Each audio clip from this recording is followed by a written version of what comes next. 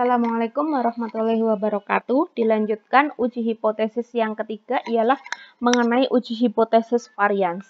Uji hipotesis varians ialah menguji hipotesis mengenai keseragaman suatu populasi ataupun barang, ya, membandingkan keseragaman suatu populasi dengan populasi yang lainnya. Statistik yang cocok sebagai dasar keputusan adalah statistik chi-square, ya, simbolkan seperti yang ada di PDF ini ya, dan statistik F. Nah, langkah-langkah uji hipotesis varians di PDF ini dijelaskan sendiri-sendiri untuk uji dua pihak, satu pihak yang sebelah kanan dan satu pihak kiri. Nah, di sini saya jelaskan saja untuk menyingkat ya, saya jelaskan untuk uji dua pihak. Ya, yang pertama adalah langkah pertama menentukan rumusan hipotesis.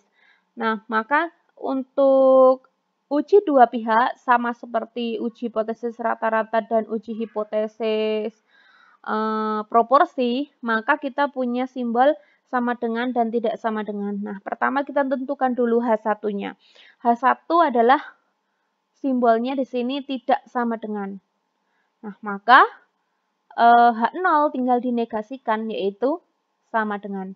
Yang kedua adalah tentukan tingkat signifikansi. Biasanya sudah disediakan berapa alfa yang diinginkan. Kemudian statistik uji, ya, untuk chi-square hitung bisa dilihat ya, pernah juga diberikan pada materi sebelum UTS mengenai distribusi teoritis.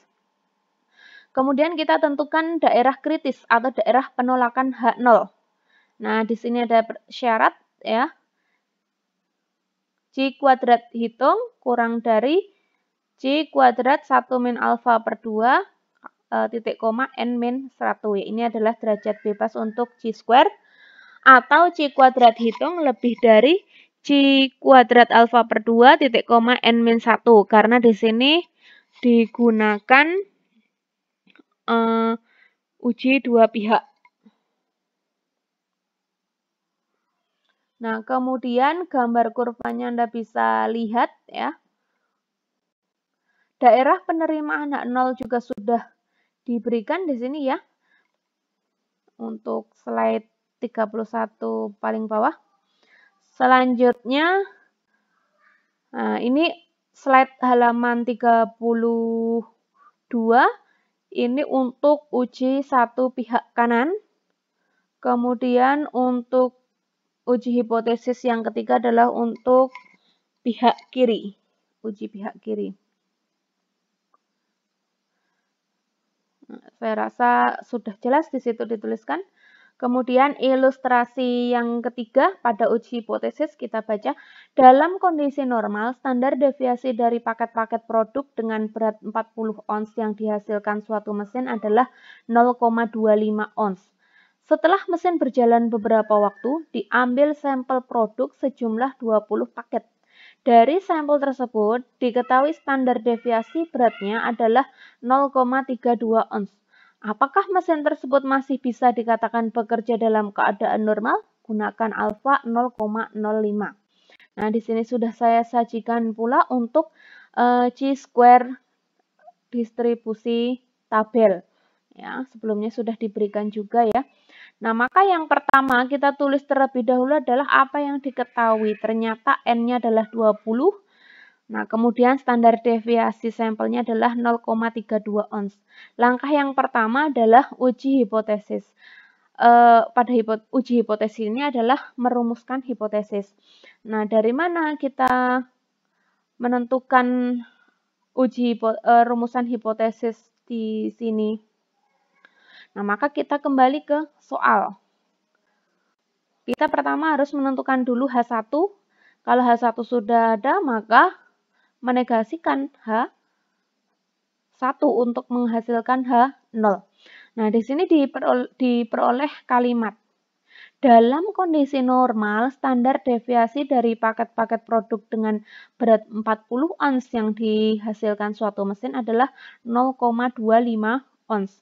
Jadi kondisi normal itu dihasilkan suatu mesin 0,25 ons.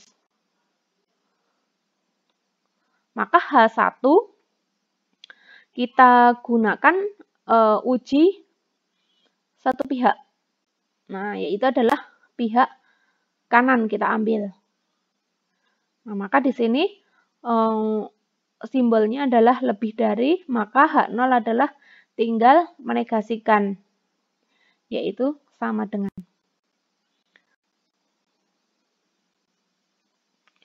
Nah, selanjutnya, nah ini, H1 kita tentukan dulu. Oh, berarti ketika kondisi normal itu seharusnya 0,25.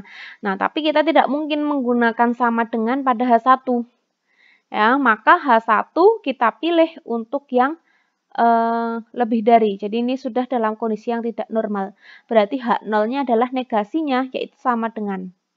Jadi H0, H1 sudah diperoleh, selanjutnya adalah menentukan tingkat signifikansi alfa yaitu 0,05. Kemudian statistik ujinya C kuadrat hitung sama dengan N-1 kalikan S kuadrat per varians 0. Nah, maka sama dengan tinggal disubstitusikan 19 dikalikan 0,32 dikuadratkan dibagi dengan 0,25 dikuadratkan. Silahkan dicek kembali, hasilnya adalah diperoleh 31,1296. Daerah kritisnya bagaimana? Oh, ternyata kita tentukan nilai tabelnya. Nah, di sini C kuadrat tabel adalah C kuadrat dari 0,05 yaitu alfanya, titik koma derajat bebas dari C square adalah N-1. Maka 20 dikurangi 1 yaitu 19. Nah, maka kita cari ini nilai tabel dari 0,05 titik koma 19. Nah, kita cari di sini 0,05 19. Nah, di sini ternyata kita peroleh 30,14. Ya, di sini kita tuliskan 30,144. Nah, maka setelah kita peroleh, maka di sini